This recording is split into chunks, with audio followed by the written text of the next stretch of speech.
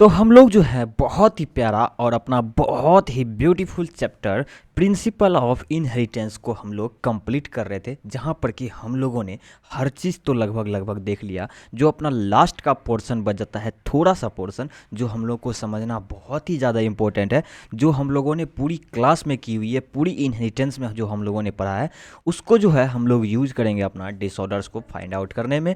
और यही जो अपना कॉन्सेप्ट है, जो अपना लास्ट का कॉन्सेप्ट बच गया था, इसको हम लोग ख़त्म करेंगे, वो भी 5 से 10 मिनट्स के अंदर में। तो चलिए शुरू करते हैं। सबसे पहले हम लोग जानते हैं कि जेनेटिक डिसऑर्डर्स आज हम लोग को पढ़ना है। तो जेनेटिक डिसऑर्डर्स में हम लोग दो तरह का डिसऑर्डर्स पढ़ेंगे, या तो वो मेंडेलियंस डिसऑर्डर का अंदर आएगा, या फिर हम लोग का वो क्रोमोजोमल डिसऑर्डर होगा। तो मेंडेलियन डिसऑर्डर्स जो होता है डिटरमाइन किया जाता है किसके कारण, अल्ट्रेशन हो या फिर म्यूटेशन हो। किस में, एक सिंगल जीन में अगर अल्ट्रेशन हो रहा है या फिर म्यूटेशन हो रहा है, मतलब कहने का कि एक जीन में अगर हम लोग को डिफेक्ट दिख रहा है, तो इसको हम लोग किस में पढ़ेंगे, मेंडेलियन डिसऑर्डर्स में पढ़ेंगे। क्लियर है।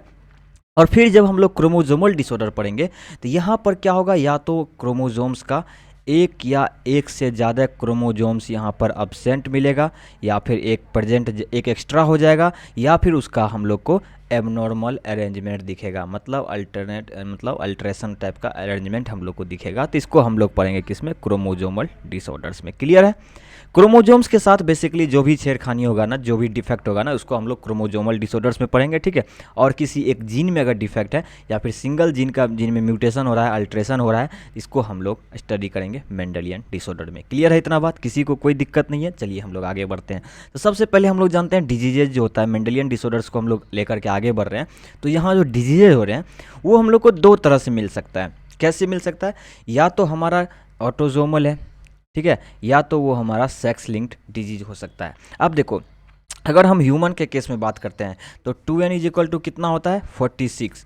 अब इस 46 में से 44 हमारा क्या है, ऑटोजोम है, और अपना दो ही क्या है, सेक्स क्रोमोजोम है। अगर ये फीमेल है तो 2x हो जाएगा, अगर यही मेल है तो 1x 1y हो जाएगा, जो हमारा क्या है, सेक्स क्रोमोजोम है। ठीक है। अगर x या y में डिफेक्ट है तो हमारा कैसा है, सेक्स लिंक्ड डिजीज है। ठीक है। अगर हमारा इधर बचा हुआ 44 क्रोमोजोम्स में अगर कहीं भी डिफेक्ट हमको मिलता है तो वो हम लोग का ऑटोजोमल डिजीज है। क्लियर है इतना चीज़।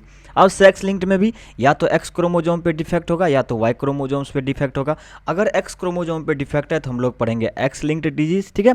और अगर वाई क्रोमोजोम पे डिफेक्ट है तो हम लोग पढ़ेंगे वाई लिंक्ड डिजीज। क्या ये चीज़, इतना चीज़ आप लोग को क्लियर हो गया है? ऑब्वियसली इतना तक समझ में आ गया होगा। तो हम लोगों को इस सिलेबस में, इस चैप्टर्स में जो हम लोगों को कवर करना है, वो हम लोग के बात करें तो सेक्स लिंक्ड के केस में हम लोग को सिर्फ और सिर्फ एक्स लिंक्ड पे मेन फोकस करके रखना है। ठीक है। और इधर हमारा ऑटोजोम पे फोकस करना है। क्लियर है। अब देखिए, ऑटोजोम्स का बात करेंगे तो ये मेल और फीमेल में आपको लगभग सेम ही मिलेगा। लगभग क्या, सेम ही रहता है। सिर्फ डिफरेंस किसका रहता है, सेक्स क्रोमोजोम का। इसमें एक्स है या फिर दोनों एक्स ही है, या फिर दोनों एक एक्स है एक वाई है, इसका डिफरेंस हो जाता है। तो हम लोग को सेक्स क्रोमोजोम्स का, यानी कि एक्स लिंक्ड का अगर हम लोग बात करेंगे तो हम लोग को मेल्स और फीमेल्स को अलग अलग पढ़ना पड़ेगा। क्यों? क्योंकि इसमें दो एक्स भी हो सकता है, एक एक्स भी हो सकता है। लेकिन ऑटोजोम का बात करेंगे तो एक पेरेंट्स, एक फादर से आ रहे हैं, दूसरे मदर से आ रहे हैं, ये आपको मेल्स हो या फीमेल्स हो, सब में सेम आपको दिखने वाला है। ठीक है। इसलिए हम लोग ऑटोजोम्स में मेल्स और फीमेल को अलग अलग डिटरमाइन नहीं करते हैं। अब एक चीज़ यहाँ पर जो बहुत ही नेसेसरी है, आप लोग को अभी ही बता देते हैं, समझाना बहुत ही ज़रूरी है कि ऑटोजोमल पढ़ें या फिर हम लोग सेक्स लिंक डिजीज पढ़ें, यहाँ पर हम लोग को एक चीज़ हम लोग को पता होना चाहिए कि हमारा कंडीशन कैसा है। अगर कंडीशन हमारा डोमिनेंट है, ठीक है, अगर कंडीशन हमारा डोमिनेंट है या फिर कंडीशन हमारा रेसेसिव है, जो डिजीज़ है अगर डोमिनेंट कंडीशन में अपने आप को एक्सप्रेस कर पा रहा है तो हम लोग बोलेंगे कि ऑटोजोमल डोमिनेंट डिजीज़ है वो। ठीक है। हम लोग क्या बोलेंगे, जो ऐसा डिजीज़ जो अपने आप को डोमिनेंट कंडीशन में एक्सप्रेस कर रहा है, तो हम लोग बोलेंगे कि वो डिजीज़ कैसा है, ऑटोजोमल डोमिनेंट डिजीज़ है। क्लियर है इतना बात। और जो डिजीज़ अपने आप को रेसेसिव कंडीशन में अपने आप को क्या कर पा रहा है, एक्सप्लेन कर पा रहा है, या फिर अपने आप को क्या कर रहा है, वो एक्सप्रेस कर रहा है, तो हम लोग क्या बोलेंगे कि वो डिजीज़ कैसा है, ऑटोजोमल रेसेसिव डिजीज है। क्लियर है ये बात। अब हम लोग को पहले से पता है, अगर हम ऑटोजोम को ए लिखते हैं तो आपको पता होगा, और कोई भी सा भी क्रोमोजोम हो हम लोगों में, वो कैसा होता है, हम लोग कैसा ऑर्गेनिज्म है, डिप्लॉइड ऑर्गेनिज्म है, तो हम लोग में क्या होगा, वो पेयर्स में पाया जाएगा। ठीक है।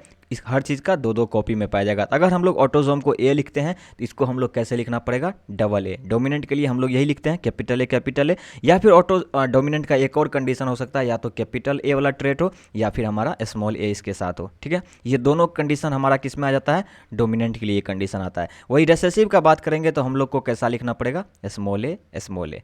क्लियर है ये बात, क्या यहाँ तक सब कुछ समझ में आ रही है, एवरीथिंग सेट है, सब कुछ क्लियर है। चलिए बात करते हैं।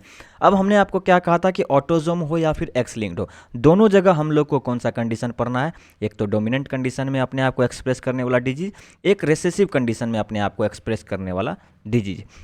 लेकिन अभी तक हम लोग सिर्फ यही बात कर रहे थे कि डोमिनेंट कंडीशन, रेसेसिव कंडीशन और डिजीज के बारे में, जो जिस कंडीशन में अपने आप को एक्सप्रेस कर रहा है उसके नाम के अनुसार।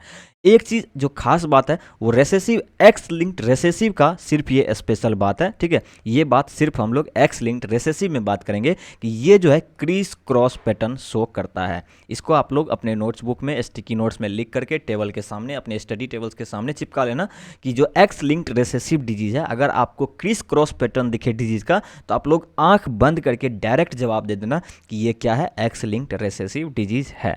क्लियर है। अब क्रिस क्रॉस कहने का मतलब क्या हुआ, आप कहोगे कि यही हमको पहले समझ में आया। तो क्रिस क्रॉस कहने का मतलब है कि कोई एक डिजीज है जो अभी फीमेल में है, तो हो सकता है आने वाले किसी भी जनरेशन में वो डिजीज किस में वो शो कर जाए, मेल में शो कर जाए। फिर आने वाले जनरेशन में वो डिजीज आपको फीमेल में दिख जाए, फिर आने वाले डिजीज में वो मेल में दिख जाए। मतलब फीमेल से मेल, मेल से फीमेल, फीमेल से फिर मेल, मेल से फिर फीमेल। मतलब ये क्रिस क्रॉस पैटर्न। ठीक है, फीमेल से मेल, मेल से फिर फीमेल, फीमेल से फिर मेल, मेल से फिर फीमेल। मतलब कि ये जो हम लोग को एक क्रिस क्रॉस पैटर्न दिख रहा है ना, ये जो हम लोग को एक क्रिस क्रॉस पैटर्न दिख रहा है, इसी को हम लोग क्या बोलते हैं, किसमें हम लोग को ये देखने को मिलेगा, एक्स लिंक्ड रेसेसिव डिजीज में देखने के लिए मिलेगा। क्लियर है यहाँ तक। अब देखिए ऑटोजोमल में हम लोग का जो डोमिनेंट वाला कंडीशन है, जो रेसेसिव वाला कंडीशन है, डोमिनेंट कंडीशन में या फिर मेल और फीमेल हम लोग अलग से कंसीडर नहीं करते हैं, रेसेसिव में भी मेल फीमेल अलग से कंसीडर नहीं करते हैं, ऑटोजोमल में दोनों बराबर हम लोग का यहाँ पे कंसीडर चलेगा। अगर हमारा ये डोमिनेंट कंडीशन है तो डिजीज होगा, अगर हमारा रेसेसिव कंडीशन है तो डोमिनेंट के केस में रेसेसिव अगर कंडीशन अगर हम लोग देते हैं तो डिजीज नहीं होगा। वो जो है प्रोजेनी हो या फिर पेरेंट्स हो, वो कैसा रहेगा, नॉर्मल रहेगा, वो मेल और फीमेल नॉर्मल रहेगा। ठीक, सेम इसी तरह से रेसेसिव कंडीशन में हम लोग देखते हैं कि रेसेसिव कंडीशन में अगर हम लोग रेसेसिव यहाँ पर कंडीशन देते हैं, ठीक है, ये तो हमारा रेसेसिव कंडीशन है। अगर हम लोग को रेसेसिव कंडीशन में डिजीज एक्सप्रेस कर पा रहा है, तो अगर हम लोग यहाँ हम लोग का ट्रेट, अगर यहाँ पे एलील्स जो है, जो जीन्स है, अगर हम लोग का रेसेसिव वाला है तो डिजीज वहाँ पर होगा, ऑब्वियसली डिजीज होगा। अगर हमारा डोमिनेंट वाला है तो नॉर्मल होगा।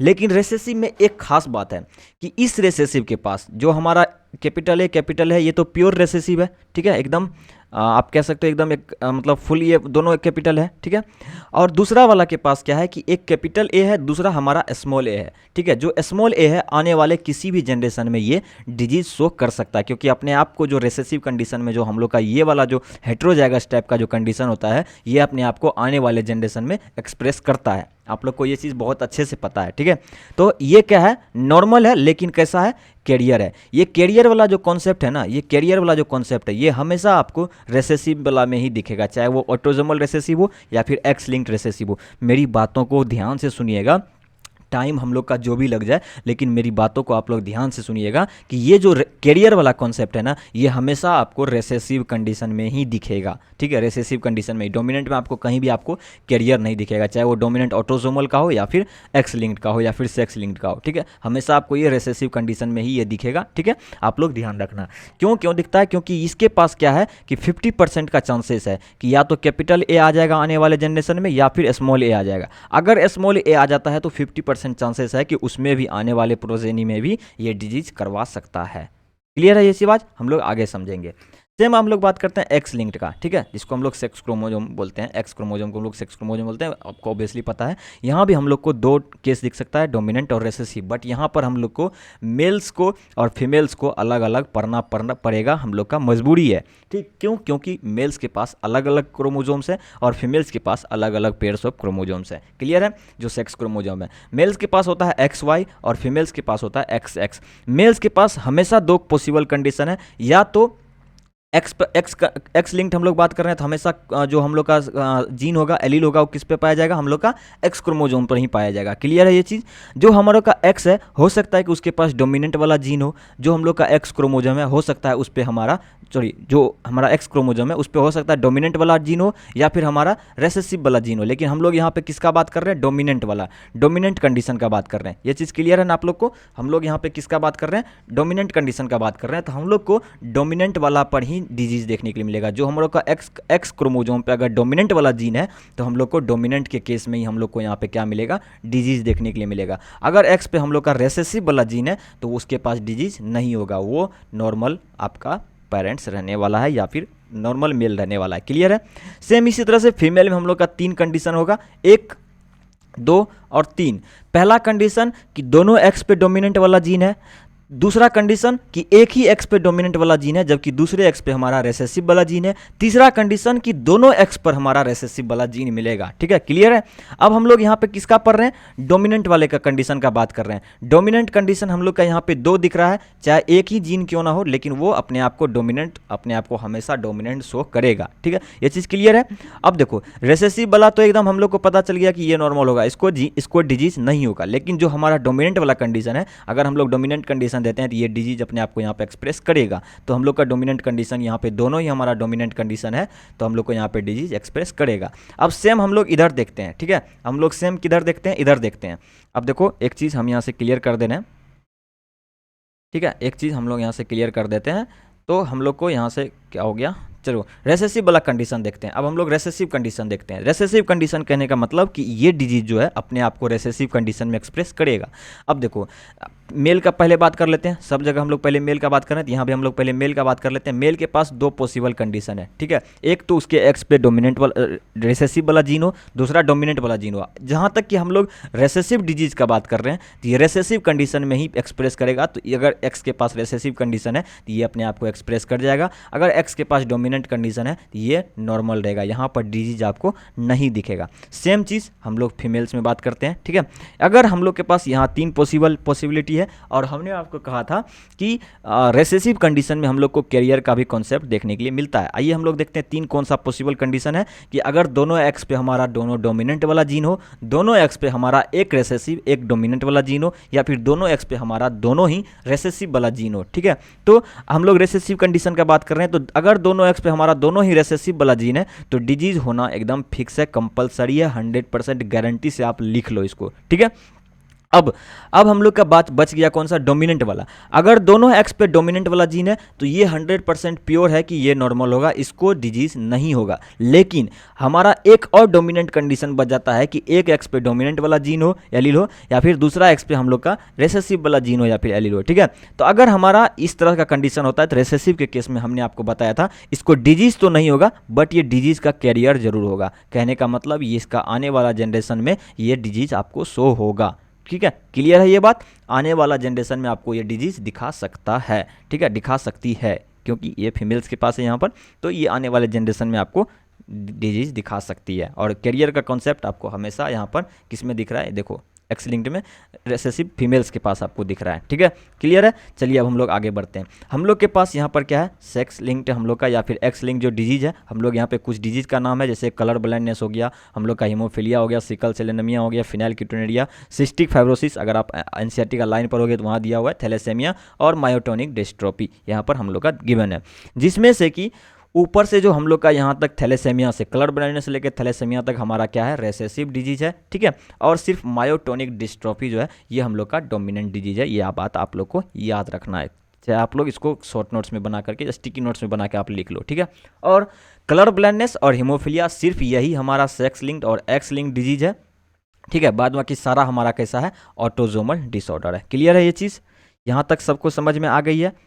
I hope each and everyone clear होगा इस कॉन्सेप्ट से। सो ये वीडियो लेक्चर काफ़ी ज़्यादा लंबा नहीं हो जाए इसके लिए हम लोग जो है अब जो यहाँ पर हम लोग के पास डिजीज़ का लिस्ट है, इस डिजीज़ को हम लोग एक एक करके अपने नेक्स्ट क्लास में समझेंगे और इसको बहुत ही अच्छे से हम लोग स्टडी करेंगे। सो आई होप एवरीवन सबके कॉन्सेप्ट क्लियर होगा। सो थैंक यू सो मच। आप लोग इसको क्या करिए, अच्छे से नोट्स बना लीजिए। नेक्स्ट क्लास में हम आपको कलर ब्लाइंडनेस के बारे में भी ज़रूर बताएंगे और जितना डिजीज़ हमने यहाँ पे लिस्ट में लिखा है ना, इस सारे डिजीज़ के बारे में हम आपको एक्सप्लेनेशन ज़रूर देंगे। So thank you, bye bye.